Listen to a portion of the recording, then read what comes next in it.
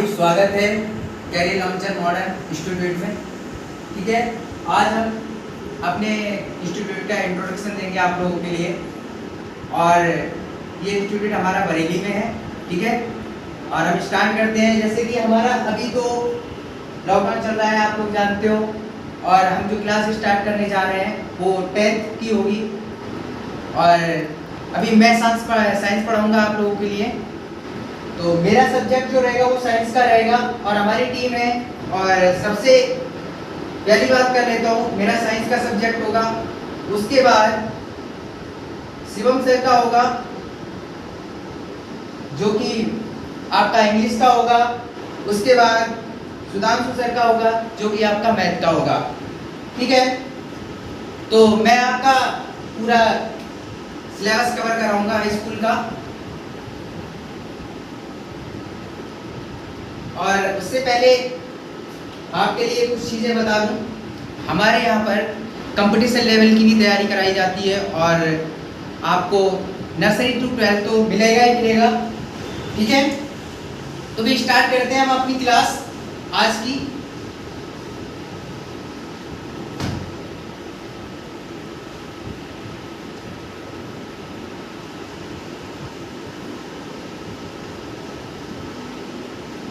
ठीक है, तो स्टार्ट करते हैं।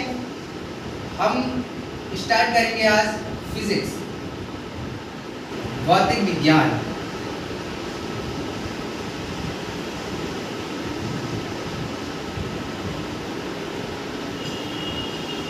भौतिक विज्ञान में जैसे कि जो बच्चे अभी हाई स्कूल में पढ़ाई कर रहे हैं उनको पता भी होगा कि भौतिक विज्ञान में सबसे पहला जो चैप्टर है वो है परावर्तन, प्रकाश का परावर्तन।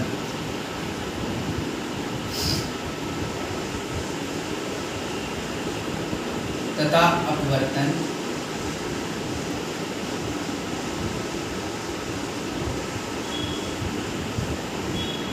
आपके दिमाग में कोई भी डाउट है तुरंत कमेंट करके बताएंगे। ठीक है, और बहुत ही अच्छे से एक एक वर्ड को हम क्लियर करके बताएंगे आपके लिए। तो देखो, सबसे पहले हमारा जो वर्ड है वो है प्रकाश। हमारे पूरे चैप्टर का नाम है प्रकाश का परावर्तन तथा अपवर्तन। सबसे पहला वर्ड जो आ रहा है वो है प्रकाश। तो सबसे पहले हम बात करेंगे प्रकाश के बारे में। किसके बारे में? प्रकाश के बारे में। तो प्रकाश क्या होता है?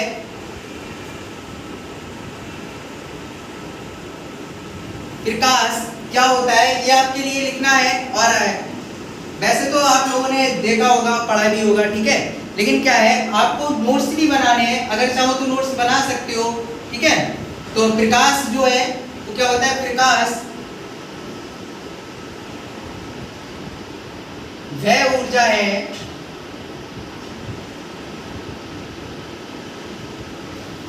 जिससे हमें वस्तुएं दिखाई देती हैं।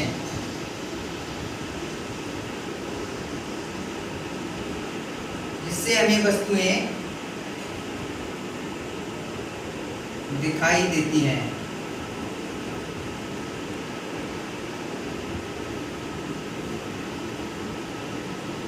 ठीक है, प्रकाश वह ऊर्जा है जिससे हमें वस्तुएं दिखाई देती हैं। फिर उसके बाद आता है प्रकाश के गुण क्या होते हैं। भाई दूसरी बात है प्रकाश के गुण।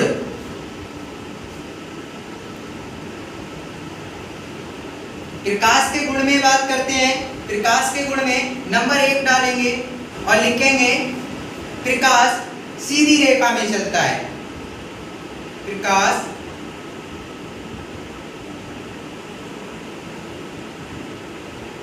सीधी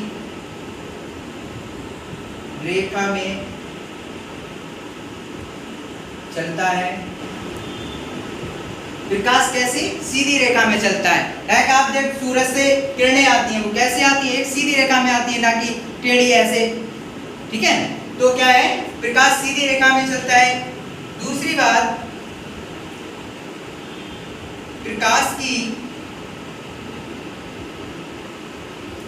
निर्वात में चाल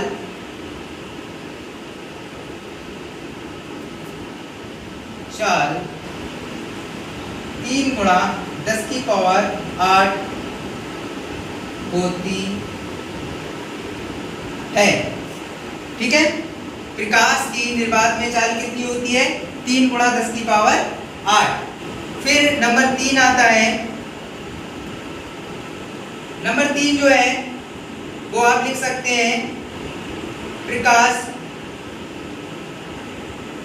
चुंबकीय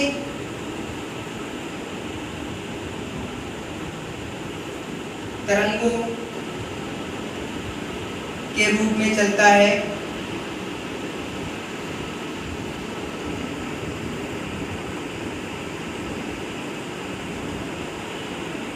ठीक, और भी लिख सकते हैं इसमें। ठीक है, तो ये हो गए आपके प्रकाश के। तो हमने क्या कर लिए? प्रकाश के गुण कर लिए। ठीक है, हम लोगों ने प्रकाश के गुण कर लिए। अब उसके आगे चलते हैं। आगे आता है, जैसे कि चैप्टर का नाम है प्रकाश का परावर्तन, परावर्तन तथा अपवर्तन। प्रकाश का परावर्तन तथा अपवर्तन। तो हमने प्रकाश के गुण कर लिए, प्रकाश कर लिया, हमें पता चल गया कि प्रकाश क्या होता है। उसके बाद नेक्स्ट जो शब्द है वो है परावर्तन। अब हम बात करेंगे कि प्रकाश का परावर्तन क्या होता है। ठीक है, तो सबसे पहले एक हेडिंग डालेंगे और लिखेंगे प्रकाश का परावर्तन।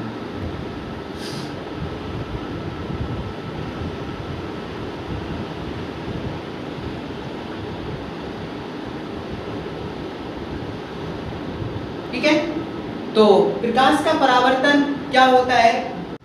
प्रकाश की किरण, क्या लिखेंगे? प्रकाश की किरण जब किसी चमकदार तल पर पड़ती है तो वो परावर्तित हो जाती है या अपने मार्ग में दोबारा लौट जाती है, उसी प्रकाश का परावर्तन कहते हैं। प्रकाश की किरण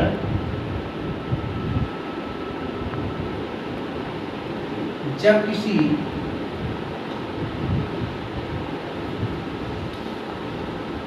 चमकदार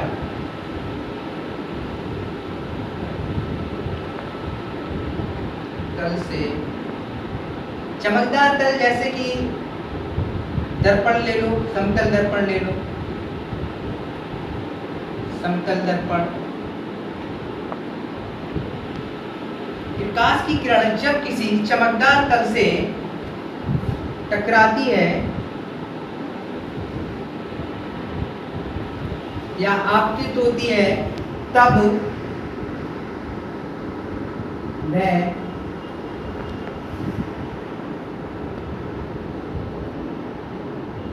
अपने मार्ग में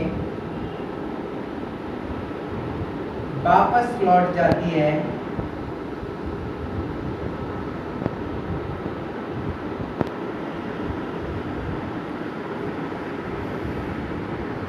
तो इसे प्रकाश का परावर्तन कहते हैं।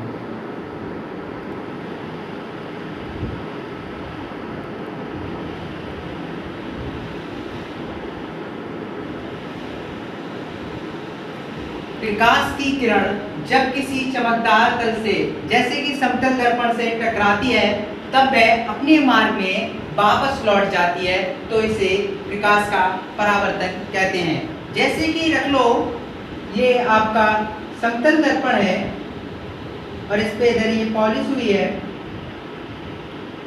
ठीक है, अब ये कोई भी प्रकाश की किरण इस पे पड़ी तो क्या हुआ? इसी मार्ग में वापस लौट आई, तो इसे क्या कहेंगे? प्रकाश का परावर्तन कहेंगे।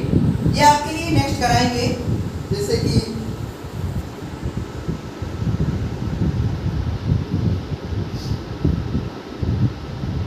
ये आराम से लिख लीजिए।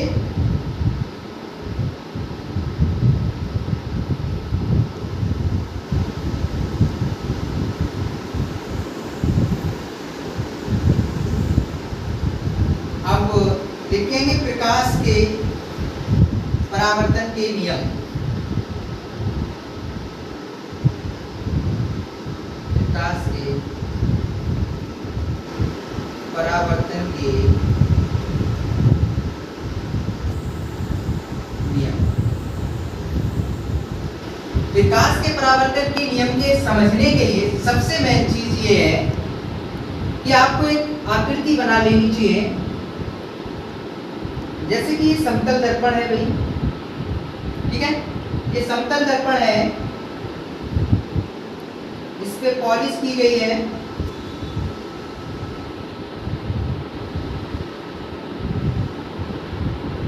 और जब कोई प्रकाश की किरण इस पर आकर टकराएगी, ठीक है, तो इस तरह से वापस हो जाएगी, ठीक है। जो किरण आने वाली होती है उसे कहते हैं आपतित किरण।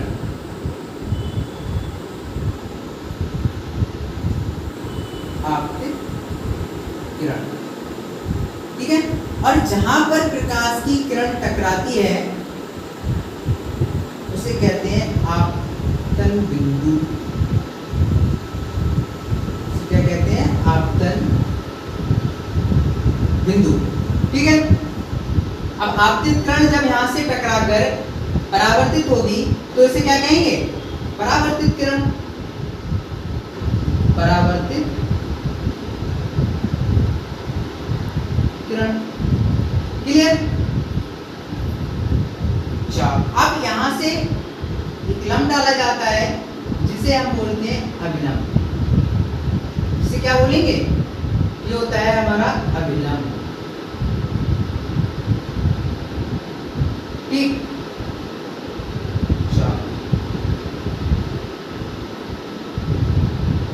ये दो कोण बन गए, ये हो गया आपतन कोण, जिसे आपतन कोण बोल सकते हैं, क्योंकि ये आपतित किरण की तरफ बना है, और ये परावर्तन कोण, क्योंकि ये परावर्तित किरण की तरफ बना है, ठीक है। इसे हम बोलते हैं आई, इसे बोलते हैं आर, क्लियर? अब देखो इस चित्र से हमारे लिए परावर्तन के नियम बिल्कुल क्लियर हो जाएंगे। जैसे कि इसमें हम देख रहे हैं आपतित किरण, परावर्तित किरण तथा अभिलंब, तीनों कहां पर स्थित हैं? यहाँ पर। तो हम लिख सकते हैं कि आपतित किरण, परावर्तित किरण तथा अभिलंब तीनों एक ही तल में स्थित होते हैं। ये आपका प्रकाश के परावर्तन का पहला नियम हो जाएगा। तो आप लिखेंगे प्रथम नियम, प्रथम नियम लिखेंगे और लिखेंगे आपतित किरण,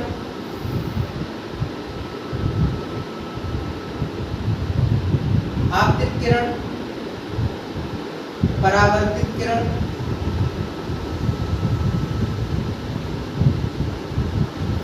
तथा अभिलंब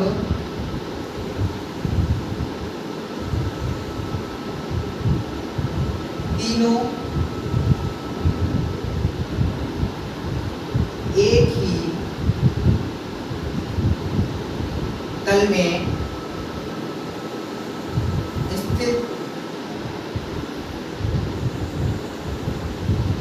होते हैं, ठीक है। तीनों एक ही तल में स्थित है, आपतित किरण, परावर्तित किरण तथा अभिलंब। तीनों कहां पर है? यहाँ पर है, और इसको हमने बता ही दिया, आपतन बिंदु बोलते हैं।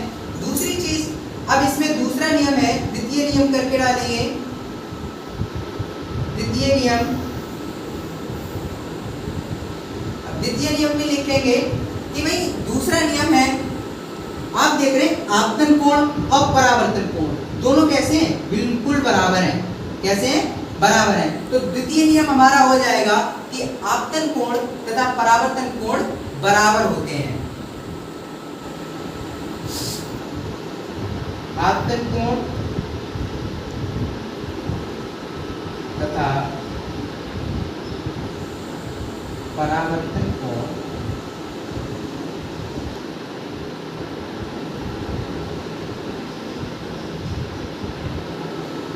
बराबर होते हैं।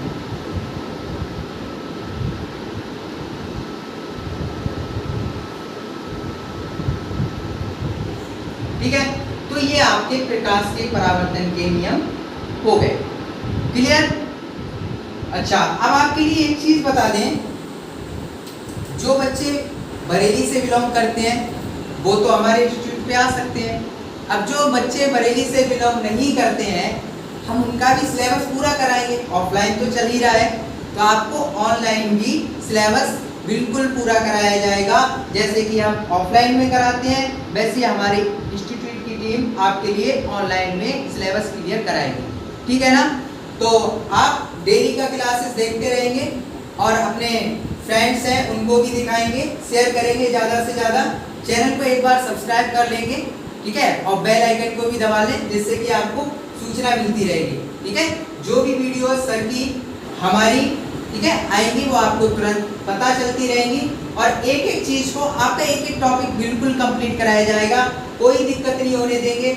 और एग्जाम से बच्चों का अधिकतर क्वेश्चन ये रहता है कि भाई सिलेबस पूरा होगा या नहीं होगा। ठीक है, तो आपका ऑफलाइन अगर आप हो सकता है कहीं कोचिंग भी पढ़ते हो, ठीक है, आपका वहाँ पूरा हो या ना हो, अगर आप बरेली से बिलोंग करते हैं तो हमारे सेंटर पे आके एडमिशन ले ही सकते हैं ऑफलाइन में। ठीक है, अगर आप बरेली से बिलोंग नहीं करते हैं तब भी आप बेझिझक काम करिए और आपके लिए सिलेबस बिल्कुल कंप्लीट कराया जाएगा।